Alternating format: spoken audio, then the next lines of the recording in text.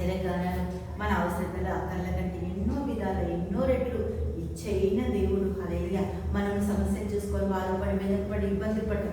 తండ్రి వారి దేవుడు ప్రతి సమస్య కంటే నేను చాలా ఇచ్చైన దేవుడిని మనకు బయలుపరచుకున్నా మనం వినడానికి కానీ మనం విశ్వసించడానికి కానీ కొంచెం సంకోచిస్తాం.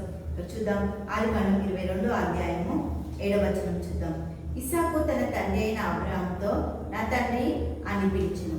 అందుకతడు ఏమి నా కుమారుడా అని. అప్పుడు అతడు నిప్పులను కట్టెలను ఉన్నవి కానీ దహన బలికి గొర్రెపిల్ల ఏది అని అడగగా దేవునికి స్తోత్రం. ఇస్సాకు ఒక డౌట్ వచ్చేసింది. ఏంటి అంటే కట్టెలు ఉన్నాయి, చీల్ చేసి తీసుకెళ్తున్నాం, నిప్పులు ఉన్నాయి, అన్నీ ఉన్నాయి, దహన బలి సిద్ధపరిచేసినాం, మొత్తం సిద్ధపడి అయిపోయింది. మరి ఏంటి గొర్రెపిల్ల ఏది? హల్లెలూయా. ఇస్సాకుకి తెలియదు ఆయనే గొర్రెపిల్లగా మారబోతున్నాడని. హల్లెలూయా. క్రీస్తు గొర్రెపిల్లగా నా జీవితానికి కావాల్సిన అన్ని సమకూర్చడానికి జగత్పునాదులు వేయబడకపోతే వధింపబడ్డ గొర్రెపిల్ల రక్తం నిన్ను నన్ను దేవునికి మహిమ కలుగుతుందాక సజీవులుగా ఈ భూమి మీద ఉంచడానికి ఆయన బలియాగమే, ఆయన ఆశీర్వాదం ఎక్కడానికి కారణం నా జీవితాలు బాగుండడం కొరకే, నువ్వు నేను స్వేచ్ఛగా ఉండడం కొరకే, నీవు నేను ఆయన పనిలో ఉండడం కొరకే, ఆయన కొరకు పనిచేయడం కొరకే. దేవుడికి మహిమ కలుగును గాక. హల్లెలూయా. అబ్రాహాము నా కుమారుడా దేవుడే దహన బలికి గొర్రెపిల్లని చూసుకొనని చెప్పాను.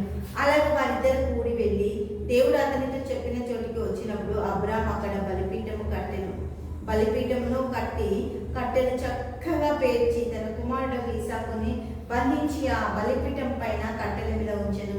దేవునికి మహిమ కలుగును గాక. ఆతృత ఉంటే మనం ఏం చేస్తాం? ఇత్తిస్తే అది పాడేస్తాం, అత్తిస్తే ఇది పాడేస్తాం, తొందరపడతాం.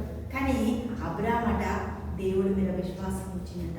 అబ్రాహాము జీవితంలో దేవుడు జోక్యం చేసుకుని ఈరోజు నీ జీవితంలో దేవుడు జోక్యం చేసుకోవాలని, ఈరోజు నీ జీవితాన్ని దేవుడు సక్రమంగా సరిగ్గా కట్టాలని ఆయన నీ జీవితంలో పని చేయడానికి ఇష్టపడుతుంది. పని చేసే అవకాశాలు మనం ఇవ్వాలి.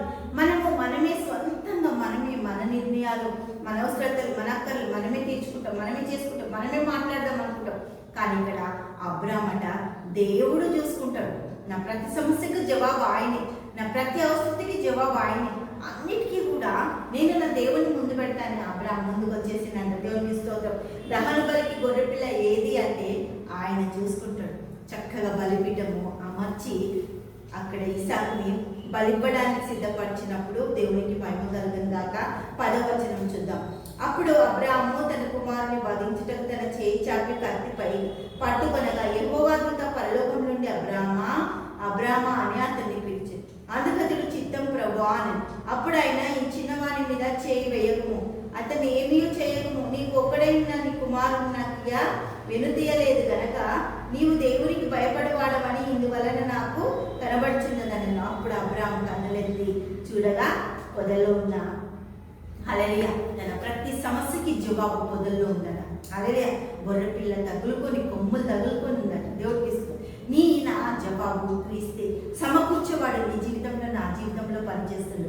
ఆయనకి మనం అప్పగించినప్పుడు ఆయన మన కార్యాలు సఫలత చేస్తాడు. దేవుడికి మహిమ కలుగును గాక. హల్లెలూయా. తల్లి యేసానికి మన స్తోత్రాలు, గొప్పగా అద్భుతంగా ఆశ్చర్యకరంగా చేస్తూ స్తోత్రాలు చేసి ఎంత చక్కగా సమకూర్చే దేవుడు నాయన.